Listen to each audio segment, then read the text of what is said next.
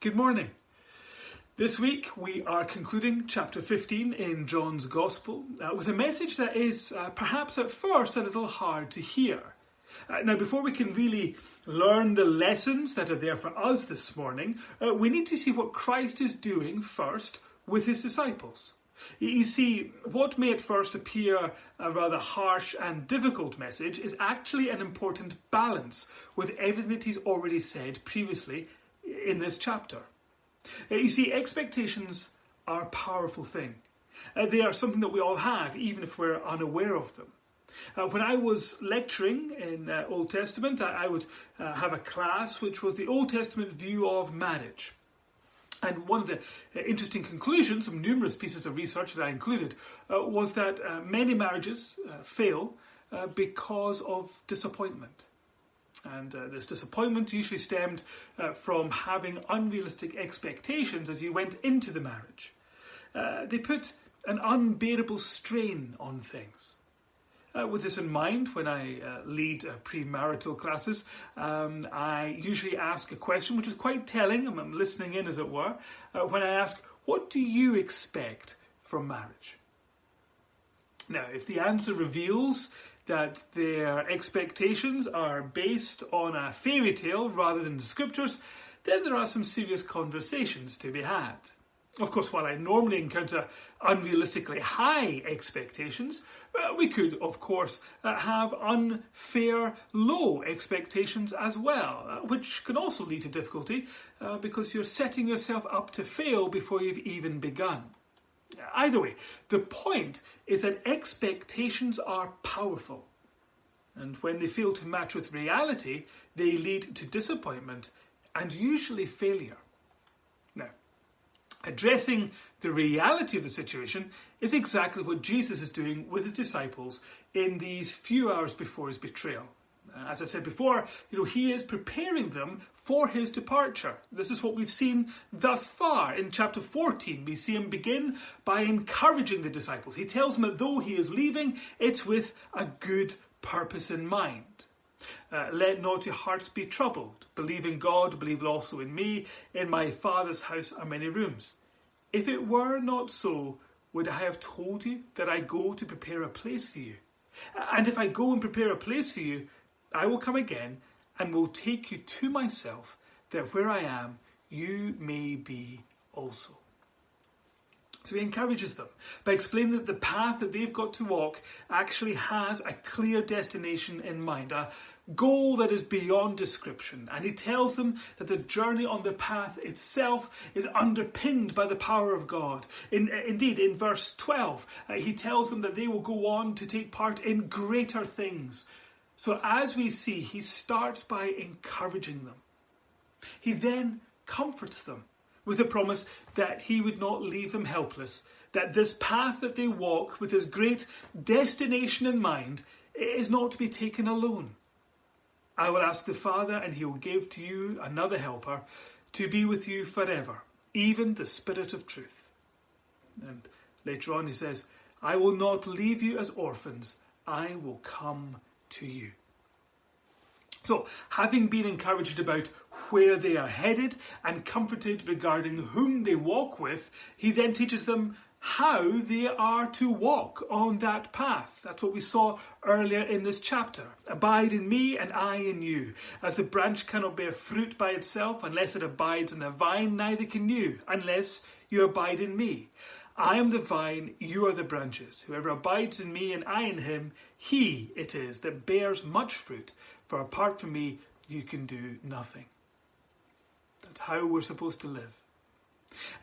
And it's important then, with all of that in the background, that Jesus then tells his disciples how difficult the path is actually going to be. That is the role of the warning we read here in the last part of chapter 15. Christ is still preparing his disciples. He is trying to let them have a realistic grasp of the situation they find themselves in. He doesn't want overly high expectations of an easy life to result then in their disappointment and stumbling when it gets hard. Of course, he doesn't want them to have fatalistically low expectations, and so he will remind them that they do not face the world alone. when we see that Jesus is equipping the disciples for life, and not just the 11 listening to him at that time, but all of his people ever since, then we can find ourselves equipped to face the world with the right expectations to avoid the disappointment and despair that would otherwise arise. So, Christ first sets about dismantling any notions that following him is an easy path. After all, it certainly wasn't an easy path for Christ. Verse 18, if the world hates you, know that it has hated me before it hated you.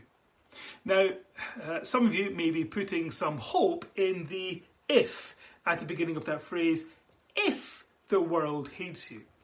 Sadly, that is a hope I'm afraid I'm going to need to dash. We should not be there thinking, well, I hope I'm one of the lucky ones. I hope I'm one of the ones that's not hated. The Greek construct there should be read more like, if the world hates you, and it will, know that it has hated me before it hated you. Jesus expands that point in verse 20, where persecution similar to that which Jesus encountered can also be expected for us. Now, before I go any further in unpacking this statement, let me first address the elephant in the room. Sometimes we can meet resistance and even contempt because of how we go about things. So let me be clear. You should not be the source of the offence by being insensitive or rude or obnoxious. We are to conduct ourselves with wisdom, grace and sensitivity towards those who do not know Christ. That's what we read in Colossians 4, 5-6. Walk in wisdom towards outsiders, making the best use of the time. Let your speech always be gracious, seasoned with salt, so that you may know how you ought to answer each person. Now, don't get me wrong, there are times to be firm and there is no room for compromising on the truth of the gospel. But all too often, Christians can be technically right in what they are saying, but they can be incredibly wrong in how they put it across. Now, when it goes wrong, when you get a reaction simply because you are being infuriating, that's not what this verse is about. The point here is that Christ himself was hated. Christ himself was persecuted. And it is to the extent that we are like him, that we take after him, that we should draw that same hatred down on us. It is the hatred for Christ that is the focus, and it is a hatred that should be expected when we reflect him. Now, the second thing I suppose I should address is that many of us may be sitting there thinking, well, hate's a bit of a strong word. After all, many of us have friends who are not saved, and it is difficult to imagine them really hating us. Again, the hatred that is being spoken about concerns Christ. It may be that we maintain those friendships because we never mention Christ, or perhaps we don't even pray for these friends. However, to be fair, usually most people in Scotland are fairly tolerant until you insist Jesus is the only way to God. Then they see you as somewhat intolerant. They will be friendly until you make it clear that God has absolute moral standards and that anything else, any other standard, is not just less, it is wrong.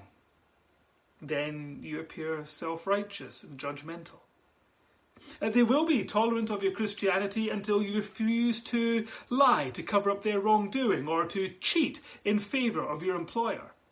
At that point, because you are undeniably different, then you will see the opposition. You will see a contrast that exists, because just as Christ was not of this world, the same is true for us. Verse 19, if you were of the world would love you as its own. But because you are not of the world, but I chose you out of the world, therefore the world hates you. It's important to remember that Christ was not part of this world. This was already made clear when Jesus spoke to those who opposed him in chapter 8, verse 23. You are from below, I am from above. You're of this world, I am not of this world. Jesus did not belong to this world. It had no claim over him. He was not compelled to live within its systems or the way of this world. We then, as his people, are not to be conformed to this world, a world to which we do not belong. We are citizens of heaven. That is our true home. That is where we are expected, where room has been prepared for us. We who have been raised with Christ and are to be seated with him in heavenly places. We are sojourners on this earth, having been born from above. As such, we do not live according to the customs of this world. We do not walk in the same way. We think and speak and live in a way that is different from the world, a way that reflects Christ. At least we should. And if we do, then the world is troubled by us. I was asked to take part in a short video that Alex was making to help people get to know the different members of staff. The simple task that I was given was to think about things that I love and things that I hate. Now, I was warned to keep it light, so instead of saying things like I hate suffering and I hate injustice, I was supposed to include things that would reveal myself, such as divulging how irritating I find it when I see a sign that is misspelled. Or when it came to love, something light. And so it could be something like when I put clothes on straight out of the tumble dryer on a cold day.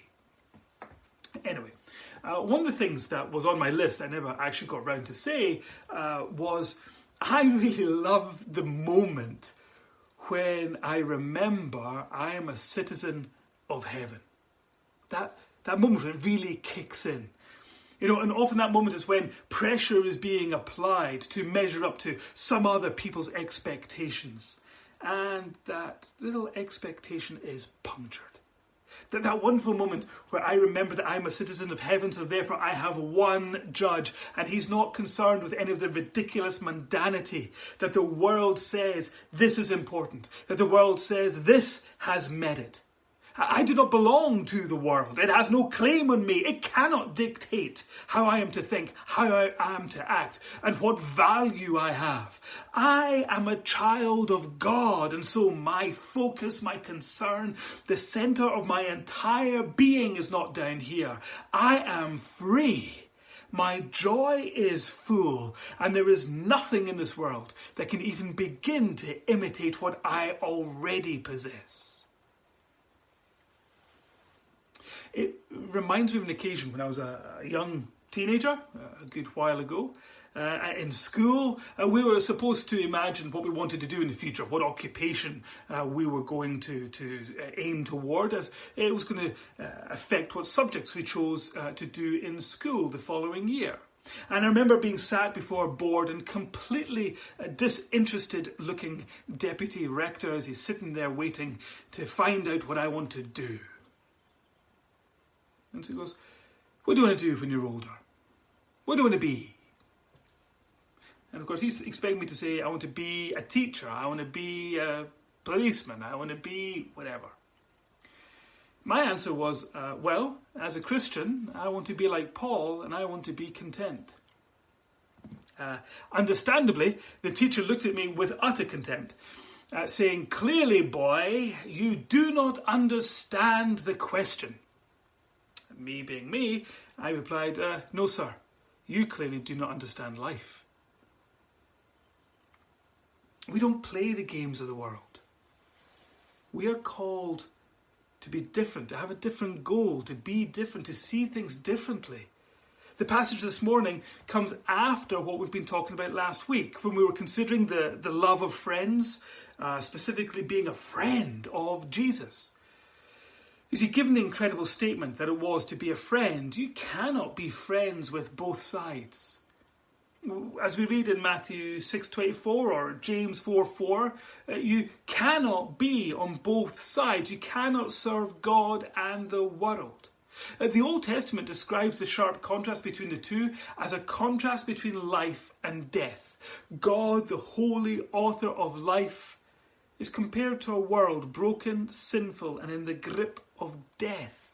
So how is it that we who are alive could possibly even think for a moment of siding with death?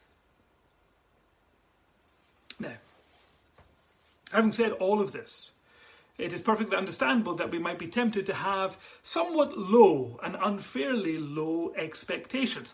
After all, the world hates us. It hates the one that we love, and therefore by extension us. We might in our despair just imagine, oh well, there's nothing we can do about it. Perhaps we're simply resigned to a future filled with hatred. Well, that's not what we're told. That's not how we are to respond. When I read this passage, I'm mindful that firstly, we've already been told how we are to respond to each other. We have that great commandment to love one another. And that's a real contrast, love and hate.